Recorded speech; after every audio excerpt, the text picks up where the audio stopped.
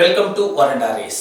Dear students, suppose ನೀವೇನಾದ್ರೂ banking, SSC ಅಥವಾ railway ಎಕ್ಸಾಮ್ಗೆ ಪ್ರಿಪೇರ್ ಆಗ್ತಿದ್ರೆ ನಿಮ್ಗೆ ಇಲ್ಲಿ ಬೆಸ್ಟ್ ಆಪ್ಷನ್ಸ್ ಇದೆ ನಮ್ಮ ವರಂಡಾ ರೇಸ್ ಅಲ್ಲಿ. ಸೊ ನೀವು ಯಾವುದೇ ಕೋರ್ಸ್ ಎನ್ಕ್ವೈರಿ ಮಾಡಬೇಕಾದ್ರೆ ವಿಡಿಯೋ ಲಿಂಕ್ ಕೆಳಗಡೆ ಒಂದು ಲಿಂಕ್ ಅಟ್ಯಾಚ್ ಮಾಡಿರ್ತೀವಿ. ಅಲ್ಲಿ ನೀವು ಫಿಲ್ ಮಾಡಿದ್ರೆ ನಿಮ್ಗೆ ಕೆಲವೊಂದು ಫ್ರೀ ಮೆಟೀರಿಯಲ್ ಇರುತ್ತೆ. ನಿಮ್ಗೆ ಓದ್ಲಿಕ್ಕೆ ತುಂಬಾ ಯೂಸ್ ಆಗುತ್ತೆ. ಆ ಫ್ರೀ ಮೆಟೀರಿಯಲ್ ನ ಡೌನ್ಲೋಡ್ ಮಾಡ್ಕೊಳ್ಬಹುದು.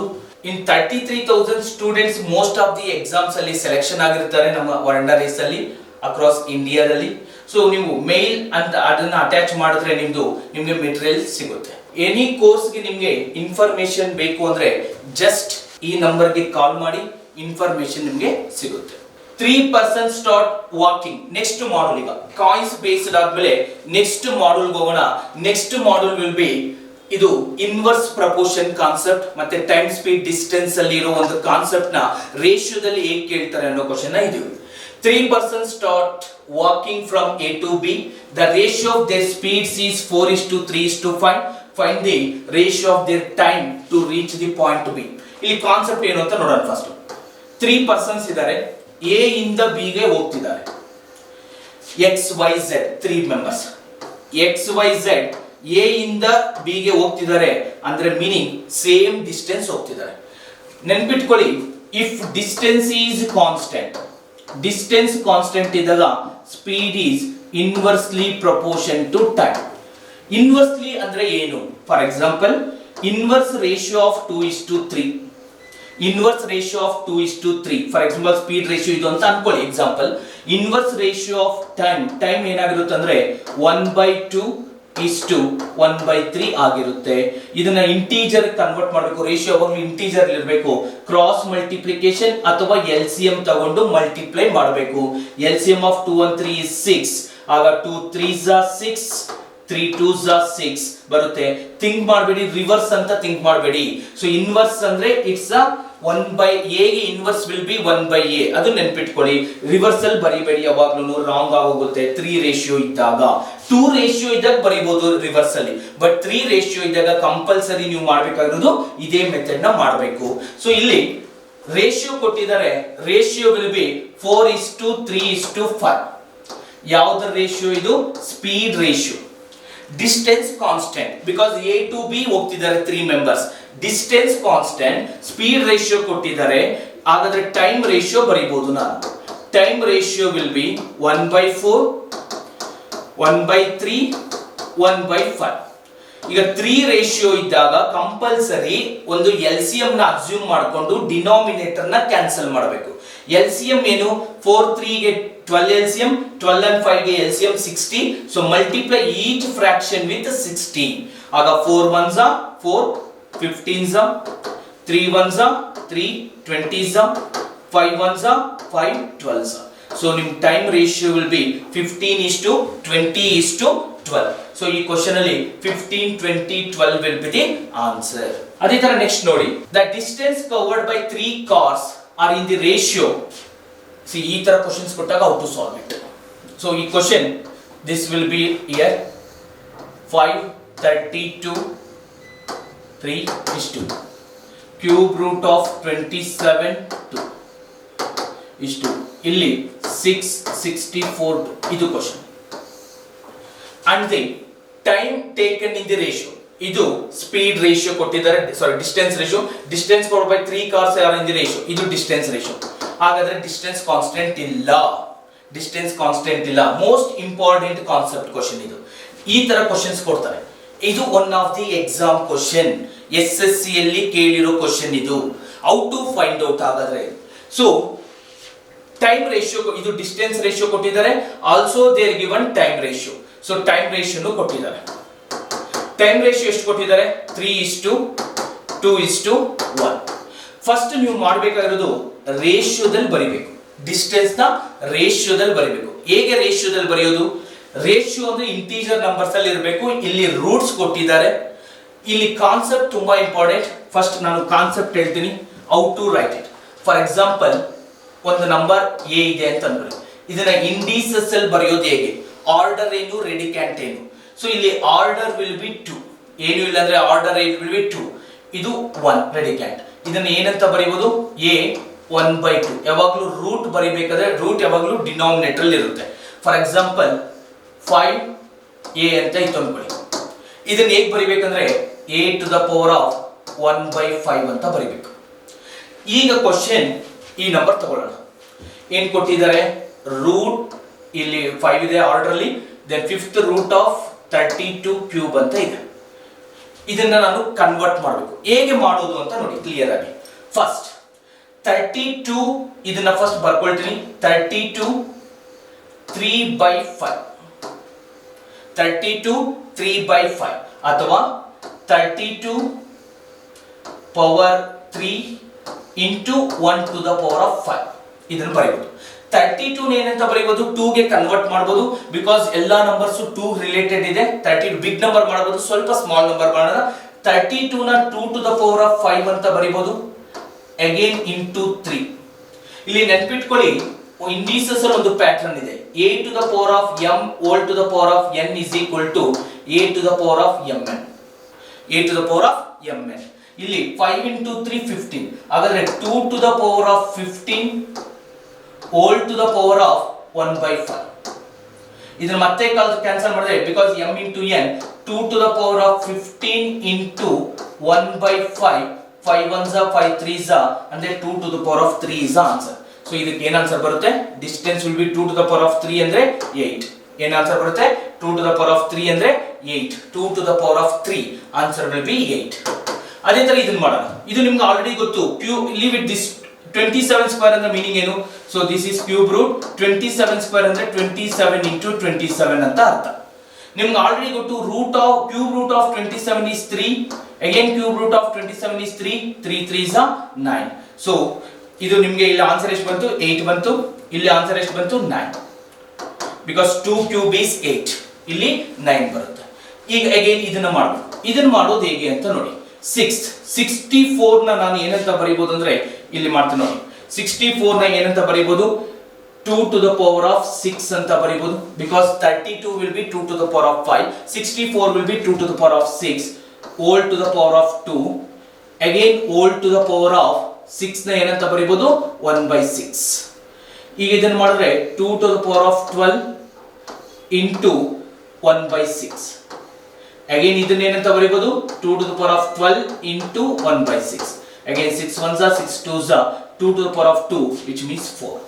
So distance ratio will be 8:9:4. Also time ratio ಕೊಟ್ಟಿದ್ದಾರೆ. Time ratio will be 3:2:1. ಈಗ ನನಗೆ ಬೇಕಾಗಿರೋದೇನು? ಸ್ಪೀಡ್. ಕ್ವಶನ್ ಏನ್ ಕೇಳಿದ್ರೆ ಸ್ಪೀಡ್ ಬೇಕು ಅಂದ್ರೆ ಡಿಸ್ಟೆನ್ಸ್ ಡಿವೈಡೆಡ್ ಬೈ ಟೈಮ್ ಅಲ್ವಾ? Distance divided by time is speed. Then 8 divided by 3 is 2. 9 divided by 2 is 2. 4 divided by 1. LCM of 3 2 1 will be 6. LCM 6. ಎಲ್ಲ number denominator cancel ಮಾಡಬೇಕು. 3 1s are 3 2s are 2 8s are 16. Again 2 3s are 3 9s are 27. Again 6 4s are 24. So ನಿಮ್ಮ answer will be 16:27:24. One of the most important question. ತುಂಬಾ ಸರಿ ಈ pattern question observe ಮಾಡಿದೀವಿ exams ಅಲ್ಲಿ. So difficult questions ಬಂದಾಗ basic concept ತುಂಬಾ important ಆಗಿರುತ್ತೆ. ಅದಕ್ಕೆ ಬೇಸಿಕ್ ಕಾನ್ಸೆಪ್ಟ್ ನಿಮಗೆ ಗೊತ್ತಿರಬೇಕು. ಸೊ ನೆಕ್ಸ್ಟ್ ಕ್ವಶನ್ಸ್ ಹೋಗೋಣ. ಈ ಕ್ವಶನ್ ನೋಡಿ. The distance covered by 3 cars are in the ratio 1:2:3 and the time taken in the ratio is 3:2:1. C ಈ ಕ್ವಶನ್ ನೀವೇ ಮಾಡಬಹುದು, ಈಸಿ ಆಗಿದೆ. ಸಿ ಹೇಗೆ ಮಾಡೋದು ಆಲ್ರೆಡಿ ಇವಾಗ ಮಾಡಿದ್ವಿ. ಇವಾಗ ಮಾಡಿರೋ ಕಾನ್ಸೆಪ್ಟೇ ಈಸಿ ನಂಬರ್ಸ್ ಕೊಟ್ಟಿದ್ದಾರೆ. ಸೊ ಇಲ್ಲಿ ಏನ್ ಕೊಟ್ಟಿದ್ದಾರೆ? ಫಸ್ಟ್ ಡಿಸ್ಟೆನ್ಸ್ ರೇಷಿಯೋ ಕೊಟ್ಟಿದ್ದಾರೆ 1:2:3. ಆಲ್ಸೋ ಟೈಮ್ ರೇಷಿಯೋ, ಇದು ಡಿಸ್ಟೆನ್ಸ್ ರೇಷಿಯೋ. ಟೈಮ್ ರೇಷಿಯೋ ಕೊಟ್ಟಿದ್ದಾರೆ 3:2:1. ಸ್ಪೀಡ್ ರೇಷಿಯೋ ಕೇಳಿದ್ದಾರೆ. ಸ್ಪೀಡ್ ರೇಷಿಯೋ ಅಂದ್ರೆ ಡಿವಿಷನ್ ಮಾಡಬೇಕು. ಸೊ ದಟ್ ವಿಲ್ ಬಿ 1/3:2/2 ಅಂದ್ರೆ 1 directly I can write it 1 ಅಂತ. Otherwise 3/1. It will be 1 actually. Then 3 ಈ ತರ ಇದೆ ನೋಡಿ. 1/3:1:3. LCM ಆಫ್ 3 LCM 3 ಎಲ್ಲ ಕಡೆ 3 ಮಲ್ಟಿಪ್ಲೈ ಮಾಡಿದಾಗ 1:3:9. ಸೊ ನಿಮ್ಮ ಆನ್ಸರ್ ಏನು? 1:3:9. ಅರ್ಥ ಆಗ್ತಿಲ್ಲ? ವೆರಿ ಸಿಂಪಲ್ ಕಾನ್ಸೆಪ್ಟ್, ಈಸಿಯಾಗಿ ಮಾಡಬಹುದು. ನೆಕ್ಸ್ಟ್ ನೋಡಿ. Speed of A stream engine is 3√2 of 15 kilometer per hour without any wagon, the decrease in speed of engine is directly proportional to the square root of number of wagons attached. If this value is actually 6 here, this is actually here 3. Okay, so ee ತರ ಇದೆ 3 2 50. This value is like this 664 square. Then attach the engine speed becomes 28 km per hour. Find the maximum number of wagons engine can carry. Very important question. ತುಂಬಾ important concept ಇದು. Observe ಮಾಡಿ. Question clear ಆಗಿ ಇನ್ನೊಂದ್ಸರಿ ಓದಿ, pass ಮಾಡಿ ವಿಡಿಯೋನ ಓದಿ. ನೀವು ಕ್ವಶನ್ ನೋಡ್ಬೇಕಾದ್ರೆ, ಇವನ್ ವಿಡಿಯೋ ನೋಡ್ಬೇಕಾದ್ರೆ ಏನ್ ಮಾಡ್ಬೇಕಂದ್ರೆ, ಕ್ವಶನ್ ನೋಡಿದ ತಕ್ಷಣ ಫಸ್ಟ್ ಪಾಸ್ ಮಾಡಬೇಕು, ನೀವು ಸಾಲ್ವ್ ಮಾಡಬೇಕು, ಆಮೇಲೆ ನಾನು ಹೇಗೆ ಮಾಡಿದ್ದೀನಿ ಅನ್ನೋ ಕಾನ್ಸೆಪ್ಟ್ ನ ನೋಡ್ಬೇಕು. ಈ ಕ್ವಶನ್ ಒಂದು ಇಂಜಿನ್ ಇದೆ, ಇಂಜಿನ್ ಮಾತ್ರ, ಟ್ರೈನ್ ಅಲ್ಲಿ ಓನ್ಲಿ ಇಂಜಿನ್ ಇದೆ. ಆ ಇಂಜಿನ್ ಮಾತ್ರ ರನ್ ಆದ್ರೆ ಅಂದ್ರೆ ಮೂವ್ ಆದ್ರೆ ಅದ್ರ ಸ್ಪೀಡ್ ಇಷ್ಟಂತೆ. ಇದನ್ನ ಕನ್ವರ್ಟ್ ಮಾಡೋದು, ನಮ್ಗೆ ಒರಿಜಿನಲ್ ನಂಬರ್ ಬೇಕಾದ್ರೆ ಕನ್ವರ್ಟ್ ಮಾಡೋದು. ಸೊ ಅವಾಗಲೇ ನಾನು ಹೇಳಿದೆ ಹೌ ಟು ಡೂ ಇಟ್ ಅನ್ನೋದನ್ನ ಹೇಳಿದೆ. 2 it is 15. ಸೊ ಹೇಗ್ ಮಾಡಬೇಕು ಅಂತ ಹೇಳಿದೀನಿ, 2 to the power of 15 into 1/3. ಈ ಆರ್ಡರ್ ನ ಹೇಗ್ ಬರಿಬೇಕು ಅಂತ ಹೇಳಿದೀನಿ. 3 1s 3 5s, ಹಾಗಾದ್ರೆ 2 to the power of 5 is the speed. 2 to the power of 5 ಅಂದ್ರೆ 32. ಸೊ ಈ ಪ್ಲೇಸ್ ಅಲ್ಲಿ ನಾನು 32 ಅಂತ ಬರೀತೇನೆ. Speed of the stream engine, ಒಂದು ಇಂಜಿನ್ ಇದೆ, ಅದ್ರ ಸ್ಪೀಡ್ 32 ಕಿಲೋಮೀಟರ್ ಪರ್ ಅವರ್ ಹೋಗ್ತಿದೆ. ಅದಕ್ಕೆ ಯಾವುದು ವ್ಯಾಗನ್ಸ್ ಇಲ್ಲ, ಬೋಗಿ ಯಾವುದು ಬೋಗಿ ಇಲ್ಲ ಅಂತ ಅರ್ಥ. ಸೊ ಈಗ the decrease in the speed of engine directly proportional to square of the number of wagons attached. ಅಂದ್ರೆ ಅರ್ಥ ಏನು ಅಂತ ಅರ್ಥ ಮಾಡ್ಕೊಳ್ಳಿ. Decrease speed of the engine directly proportional to, our question ಹೇಳಿದ್ದಾರೆ ನೋಡಿ, directly proportional to square root of the wagons. I am assuming number of wagons will be n, then square root of n. That is the meaning of that, square root of n. Okay, ಈಗ ಇದನ್ನು ಹಾಗೆ convert ಮಾಡೋಣ. 664 square. So ಹೇಗೆ ಬರೆಯೋದು ಅಂತ already ಹೇಳಿದ್ದೀನಿ. 64 square into 1/6. Okay, root, ಇದಕ್ಕೆ root. Okay, root of 64 ನಿಮ್ಗೆ ಆಲ್ರೆಡಿ ಗೊತ್ತು. ಇದನ್ನು ಮಾಡೋದು ಇನ್ನೂ ಈಸಿ ಮಾಡೋದು. Root of 64 square. Okay, root of 64 square ಅಂತ ಇದೆ. ಓಕೆ, 64 ಅಂದ್ರೆ 8, ಅದು ಆಲ್ರೆಡಿ ನಿಮ್ಗೆ ಗೊತ್ತಿದೆ. So this will be 8. Okay, ಇದನ್ನ ಏನಂತ ಬರೀಬಹುದು, 8 ಅಂತ ಬರೀಬಹುದು. 8 ಸ್ಕ್ವೇರ್ ಇಂಟು 1/3. ಸೊ ಅಗೈನ್ 8 ನ ಏನಂತ ಬರೀಬಹುದು, 2 ಕ್ಯೂಬ್ ಇಂಟು 3 6 ಇಂಟು 1/3. ಸೊ ಇದನ್ನ ಸಾಲ್ವ್ ಮಾಡಿದ್ರೆ ನಿಮ್ಗೆ 3 1s 3 2s 4 ಅಂತ ಬರುತ್ತೆ. ಸೊ ಈ ಪ್ಲೇಸ್ ಅಲ್ಲಿ ನಾನು ಏನಂತ ಬರೀಬಹುದು, 4 ಅಂತ ಬರೀಬಹುದು. ಸೊ ಇದನ್ನ ಸಾಲ್ವ್ ಮಾಡಿದಾಗ 4 ಅಂತ ಬರುತ್ತೆ. ಫೈನ್. ಕ್ವಶನ್ ಏನಂದ್ರೆ, ಈಗ ಫಸ್ಟ್ ಇಂಜಿನ್ ಮಾತ್ರ ಇದೆ, ಬೋಗಿ ಇಲ್ಲ. 32 ಕಿಲೋಮೀಟರ್ ಪರ್ ಅವರ್ ಹೋಗ್ತಿದೆ. ಈಗ ನಾನು 4 ವೇಗನ್ಸ್ ಅಂದ್ರೆ 4 ಬೋಗೀಸ್ ನ ಅಟ್ಯಾಚ್ ಮಾಡ್ತೇನೆ ಇಂಜಿನ್ಗೆ. ಅವಾಗ ಏನಾಗುತ್ತೆ ಅಂದ್ರೆ ಡಿಕ್ರೀಸ್ ಆಗುತ್ತಂತೆ ಸ್ಪೀಡ್. ಎಷ್ಟಾಗುತ್ತೆ ಅವಾಗ ಸ್ಪೀಡ್? 28 ಕಿಲೋಮೀಟರ್ ಪರ್ ಅವರ್ ಹೋಗುತ್ತೆ. ಇದು ಕ್ವಶನ್. ಈಗ ಕ್ವಶನ್ ಏನ್ ಕೇಳಿದ್ರೆ, ಮ್ಯಾಕ್ಸಿಮಮ್ ಎಷ್ಟು ಬೋಗಿನ ನಾನು ಅಟ್ಯಾಚ್ ಮಾಡಬಹುದು ಆ ಟ್ರೈನ್ಗೆ ಅನ್ನೋದು ಕ್ವಶನ್. ನೋಡಿ ಮಾಡೋದು ಹೇಗೆ ಅಂತ.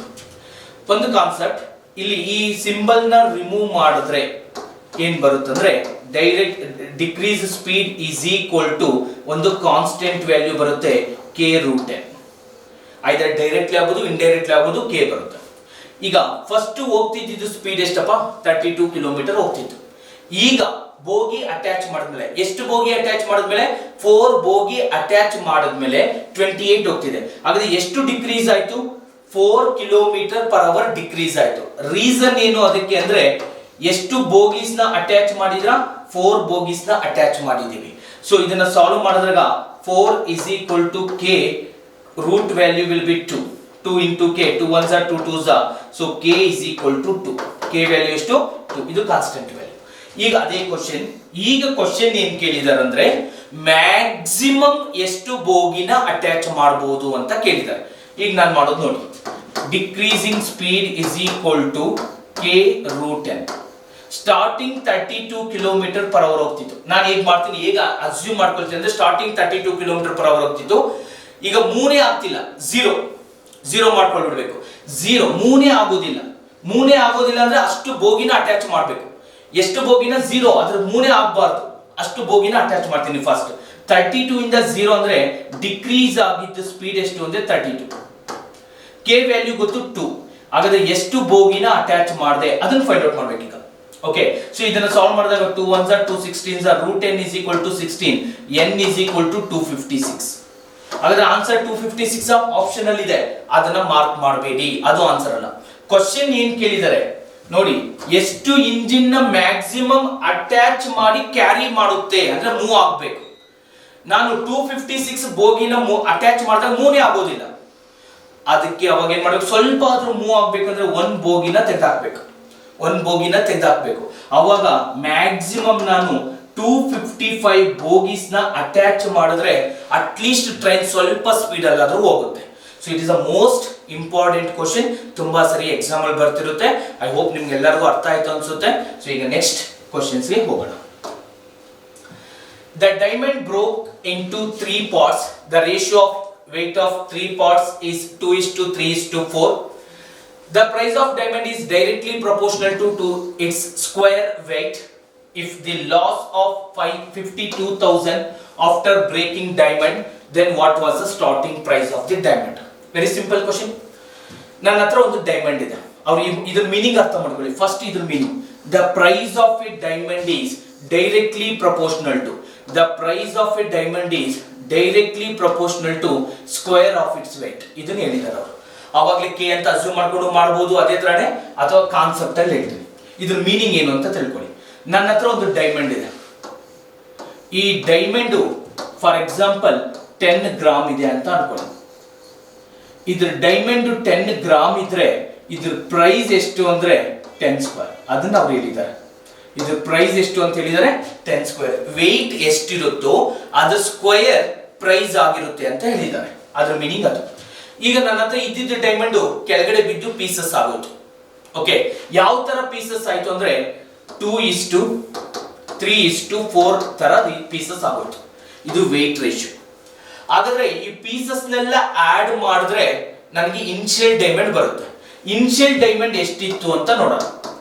ಇನಿಷಿಯಲ್ ಡೈಮಂಡ್ ಎಷ್ಟಿತ್ತು ಅಂದ್ರೆ 2 + 3 5, 5 + 4 9 ಗ್ರಾಮ್ ಇತ್ತು. 9x gram, actual meaning 9 gram or 9x gram initial diamond ಇದ್ದಿದ್ದು.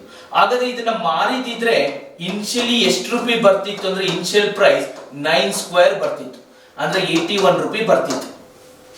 ಬಟ್ ಈಗ ಪೀಸಸ್ ಆಗೋಯ್ತು. ಈಗ ನಾನು ಇಂಡಿವಿಜುವಲಿ ಸೆಲ್ ಮಾಡಬೇಕು. ಫಸ್ಟ್ ಪೀಸ್ 2 ಗ್ರಾಮ್ ಇದೆ, ಹಾಗಾದ್ರೆ ಅದನ್ನ ಸೆಲ್ ಮಾಡಿದ್ರೆ 2 ಸ್ಕ್ವೇರ್ ಬರುತ್ತೆ. 2 ಸ್ಕ್ವೇರ್ ಅಂದ್ರೆ 4 ರೂಪಾಯಿ ಬರುತ್ತೆ. 2 ಸ್ಕ್ವೇರ್ ಅಂದ್ರೆ 4 ರೂಪಾಯಿ ಬರುತ್ತೆ. ಅದೇ ತರ ಇದನ್ನ ಸೆಲ್ ಮಾಡಿದ್ರೆ 3 ಸ್ಕ್ವೇರ್ ಬರುತ್ತೆ. 3 ಸ್ಕ್ವೇರ್ ಅಂದ್ರೆ 9 ರೂಪಾಯಿ ಬರುತ್ತೆ. ಅದೇ ತರ ಇದನ್ನ ಸೆಲ್ ಮಾಡಿದ್ರೆ 4 ಸ್ಕ್ವೇರ್ ಬರುತ್ತೆ. 4 ಸ್ಕ್ವೇರ್ ವಿಲ್ ಬಿ 16 ರೂಪಾಯಿ ಬರುತ್ತೆ. ಹಾಗಾದ್ರೆ ಈ ಪೀಸಸ್ ನೆಲ್ಲ ಸೆಲ್ ಮಾಡಿದ್ರೆ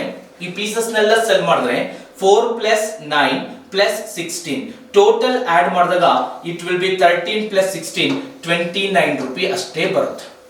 ಎಷ್ಟು ರೂಪಾಯಿ ಬರುತ್ತೆ? 29. ಸ್ಟಾರ್ಟಿಂಗ್ ಅಲ್ಲಿ ಎಷ್ಟು ಬರ್ತಿತ್ತು? 81 ಬರ್ತಿತ್ತು. ಈಗ ಎಷ್ಟು ಬರ್ತಿದೆ? 29 ಬರ್ತಿದೆ. ಹಾಗಾದ್ರೆ ಲಾಸ್ ಆಯ್ತು. ಎಷ್ಟು ರೂಪಾಯಿ ಲಾಸ್ ಆಯ್ತು ಅಂದ್ರೆ 52 ಪಾರ್ಟ್ಸ್ ಲಾಸ್ ಆಯ್ತು. But according to question 52,000. 52 parts is equal to 52,000. 1 part is equal to 1,000. ನನಗೆ ಕ್ವಶನ್ ಕೇಳಿರೋದು ಸ್ಟಾರ್ಟಿಂಗ್ ಅಲ್ಲಿ ಮಾರಿದಿದ್ರೆ ಎಷ್ಟು ರೂಪಾಯಿ ಬರ್ತಿತ್ತು ಅಂತ ಕ್ವಶನ್ ಕೇಳಿದ್ದಾರೆ. ಸ್ಟಾರ್ಟಿಂಗ್ ಅಲ್ಲಿ ಮಾರಿದಿದ್ರೆ 81 parts ಬರ್ತಿತ್ತು. 81 × 1000, 81,000 is the answer. ಅರ್ಥ ಆಯ್ತಲ್ವಾ ನಿಮ್ಗೆ?